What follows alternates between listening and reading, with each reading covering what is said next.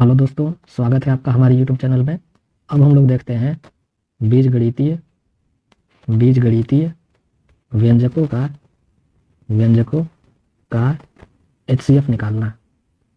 HCF निकालना। इसमें दोस्तों दो तीन टाइप के प्रश्न पूछे जाते हैं जो एग्जामिनेशन दृष्टिकोण से बहुत ही महत्वपूर्ण है। जैसे क्वेश्चन है 6x² x minus Y X plus Y का whole square, 18xy² x minus Y का होल स्क्वायर तथा 12x x माइनस वाई का होल क्यूब का एचसीएफ कितना होगा। तो दोस्तों इसका हम लोग सोल्यूशन देखते हैं। अब क्वेश्चन है, ये तीन बहुपद यहाँ दिया हुआ है और इन तीनों बहुपद का यानी बीजगणितीय व्यंजक का एचसीएफ निकालना है। बीजगणितीय व्यंजक में जो एक्स वाई के रूप में वैल्यू होती है उसे हम लोग चर राशि बोलते हैं, और जो संख्याओं के रूप में होती है उसे हम लोग अचर राशि बोलते हैं। तो चर राशि और अचर राशि जो सब में कॉमन हो वही बहुपद का एचसीएफ हो जाता है।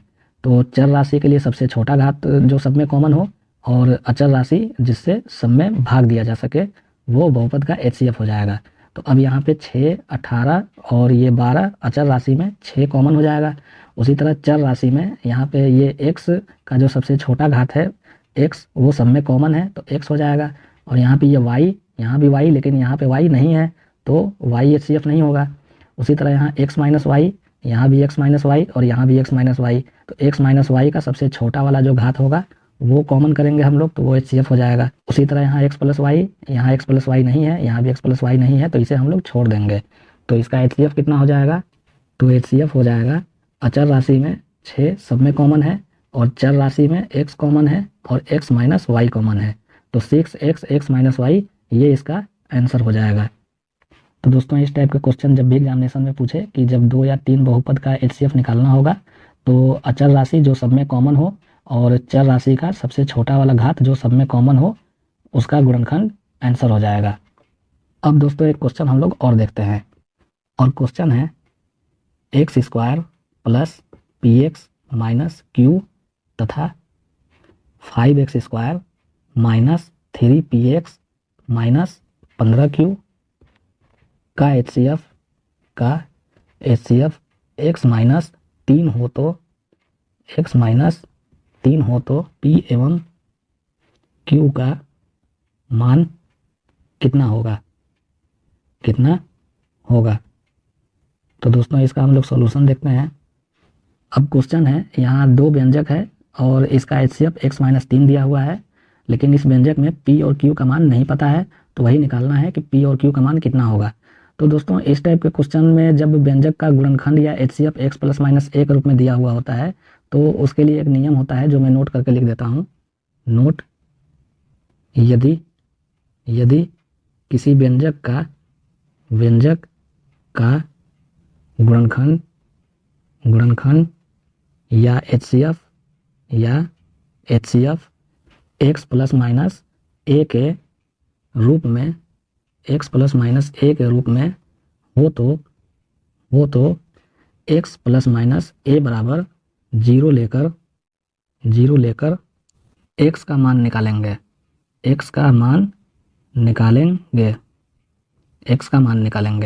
और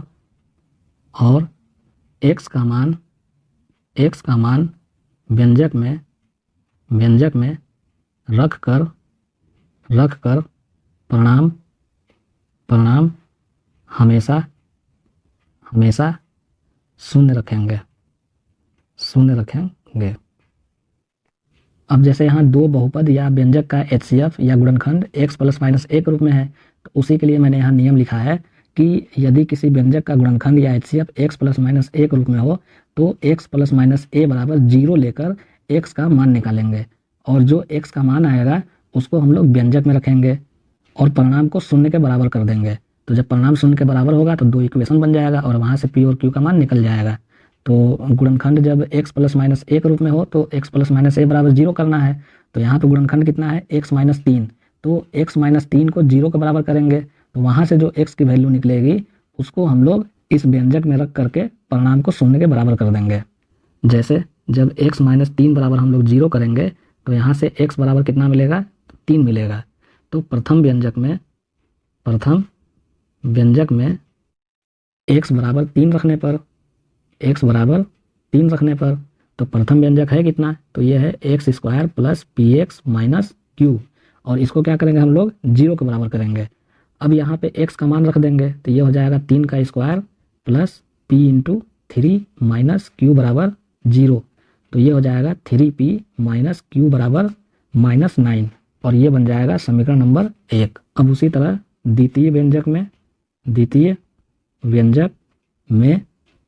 x बराबर 3 रखने पर, तो द्वितीय व्यंजक है कितना, तो ये है 5x square minus 3px minus 15q, और इसको हम लोग 0 के बराबर कर देंगे। अब द्वितीय व्यंजक में हम लोग x बराबर 3 रखते हैं, तो ये हो जाएगा 5 इंटू 3 का square minus 3p into 3 minus 15q बराबर 0, तो ये हो जाएगा -9p माइनस 15q बराबर -45, क्योंकि ये 3 स्क्वायर गुणे 5 जब हम लोग करेंगे तो ये 45 हो जाएगा, और इसको जब हम लोग राइट हैंड साइड में भेजेंगे तो ये -45 हो जाएगा। अब 3 से दोनों पक्षों में भाग दे देंगे तो ये हो जाएगा -3p माइनस 5q बराबर -15, और ये हो जाएगा समीकरण नंबर 2। तो दोस्तों प्रथम व्यंजक में 0 करके जब x बराबर 3 रखा गया तो प्रथम इक्वेशन मिला 3p माइनस क्यू बराबर -9। उसी तरह द्वितीय व्यंजक में जब 0 करके x बराबर 3 रखा गया तो दूसरा व्यंजक मिला -3p माइनस 5q बराबर -15। अब इसी दूसरे समीकरण के नीचे हम लोग प्रथम समीकरण को उतारते हैं, तो ये हो जाएगा 3p माइनस क्यू बराबर -9, और ये है समीकरण नंबर 1 जो हम लोग पहले ही निकाल चुके हैं। अब इसको हम लोग जोड़ देंगे, तो यहाँ हम लोग लिखेंगे जोड़ने पर, तो ये हो जाएगा 3p से 3p कैंसिल हो गया, और -5q हो गया -6q, और -15 -9 हो गया -24, माइनस से माइनस कैंसिल हो गया, और 6 चौके 24, तो q बराबर हो गया 4। अब समीकरण 2 और समीकरण 1 को हल करने पर q का मान 4 मिला। अब इस q के मान को हम लोग या तो समीकरण 1 में रख दें या समीकरण 2 में रख दें, तो वहाँ से p का मान निकल जाएगा। तो किसी भी एक समीकरण में हम लोग रख देते हैं, तो पहले वाले समीकरण में ही हम लोग रखते हैं q का मान। तो पहला समीकरण है 3p माइनस क्यू बराबर -9, तो हम लोग यहाँ समीकरण 1 में q बराबर 4 रखने पर, तो समीकरण 1 क्या है 3p माइनस क्यू, तो 3p माइनस 4 हो जाएगा और बराबर -9, तो 3p बराबर हो जाएगा -5 और p बराबर हो जाएगा -5/3। तो इसका आंसर कितना हो जाएगा, तो ये हो जाएगा p बराबर -5/3 और q बराबर हो जाएगा 4। तो दोस्तों जब दो बहुपद का गुणनखंड या HCF दिया हुआ होगा, जैसे यहाँ पे HCF दिया हुआ है x माइनस 3, तो इस गुणनखंड या HCF को हम लोग सबसे पहले 0 के बराबर करेंगे, तो वहाँ से x की वैल्यू निकलेगी, और x का जो हम लोग मान रखेंगे इस व्यंजक में तो उसको 0 के बराबर करके रखेंगे। जैसे यहाँ x माइनस 3 बराबर 0 मिला, तो x बराबर 3 जब रखेंगे तो सबसे पहले व्यंजक को 0 के बराबर कर देना है, तब वहाँ पर x का मान रखना है। उसी तरह दूसरे वाले व्यंजक में भी x का मान 3 हम लोग कब रखेंगे, जो यहाँ से निकला है 0 करने के बाद, तो सबसे पहले हम लोग व्यंजक को 0 के बराबर करेंगे और उसमें x का मान रखेंगे, तो दूसरा व्यंजक निकल जाएगा। फिर दोनों व्यंजक को हल कर देंगे तो वहाँ से q और p का मान निकल जाएगा, जो दोनों आंसर हो जाएगा। तो दोस्तों इतना समझ में आ गया। तो अब एक क्वेश्चन हम लोग और देखते हैं। क्वेश्चन है 4x³ plus 3x² minus 9xy² plus 2y³ एवं x² plus xy minus 2y² का HCF कितना होगा। तो दोस्तों इसका हम लोग सोल्यूशन देखते हैं। अब यहाँ पे भी दो बहुपद या व्यंजक है, इसका HCF निकालना है, लेकिन अब यहाँ पे तो कॉमन करने के लिए कुछ है ही नहीं। ऊपर वाले क्वेश्चन में तो कॉमन करके हम लोगों ने HCF निकाल दिया था। अब यहाँ पे हम लोग क्या कॉमन करें, तो जब इस टाइप के क्वेश्चन एग्जामिनेशन में आए तो हम लोग सबसे पहले व्यंजक के गुणांकों का योग करेंगे। जैसे प्रथम व्यंजक में जो गुणांक है वो 4 है, 3 है और -9 है और 2 है। उसी तरह दूसरे व्यंजक में 1, 1 और -2 है। तो हम लोग सबसे पहले व्यंजक के गुणांकों का योग करेंगे। तो पहले व्यंजक के गुणांकों का योग बराबर, तो पहले व्यंजक के गुणांकों का योग हो जाएगा 4 + 3 - 9 + 2 और ये हो गया बराबर 0। उसी तरह हम लोग दूसरे व्यंजक के गुणांकों का योग करते हैं, तो दूसरे व्यंजक के गुणांकों का योग, तो ये हो जाएगा 1 + 1 - 2 और ये भी हो गया 0। तो जब भी व्यंजक के गुणांकों का योग 0 होगा तो एक व्यंजक के लिए x बराबर 1 समीकरण को संतुष्ट करेगा और दो व्यंजक के लिए x बराबर y समीकरण को संतुष्ट करेगा। तो अब यहाँ पे दो व्यंजक के गुणांकों का योग 0 है तो x बराबर y समीकरण को संतुष्ट करेगा। तो ये हो जाएगा दो व्यंजक के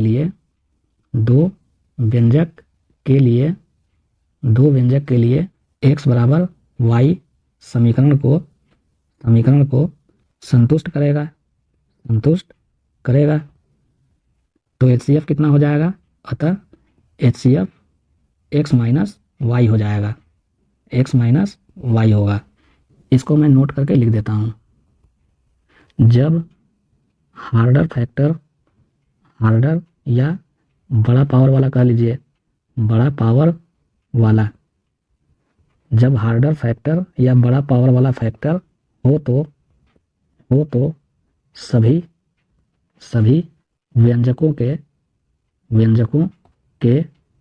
गुणांकों को जोड़ेंगे और यदि योग शून्य हो तो एक वेरिएबल के लिए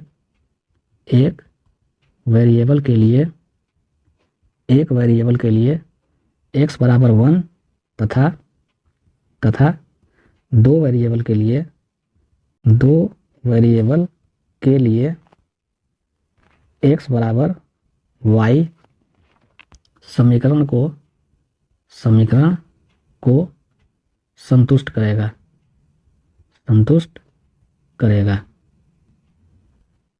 तो एक वेरिएबल के लिए क्या हो जाएगा? एक वेरिएबल के लिए HCF कितना हो जाएगा? तो HCF हो जाएगा x माइनस 1 तथा दो वेरिएबल के लिए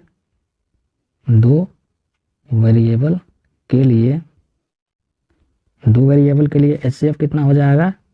तो ये हो जाएगा x माइनस वाई। तो दोस्तों इस टाइप के क्वेश्चन जब भी एग्जामिनेशन में पूछे कि जब बड़े पावर वाला या हार्डर फैक्टर दिया हुआ हो तो सभी व्यंजक के गुणांकों का हम लोग योग निकालेंगे और जब गुणांकों का योग 0 हो जाएगा तो एक वेरिएबल के लिए x बराबर 1 समीकरण को संतुष्ट करेगा और दो वेरिएबल के लिए x बराबर y समीकरण को संतुष्ट करेगा। और जब एक वेरिएबल दिया रहेगा तो x बराबर 1 के लिए HCF x माइनस 1 हो जाएगा और दो वेरिएबल के लिए x बराबर y संतुष्ट कर रहा है तो x माइनस वाई HCF हो जाएगा। और चूंकि यहाँ पे दो वेरिएबल है तो यहाँ पे x बराबर y समीकरण को संतुष्ट करेगा तो HCF कितना हो जाएगा? x minus Y.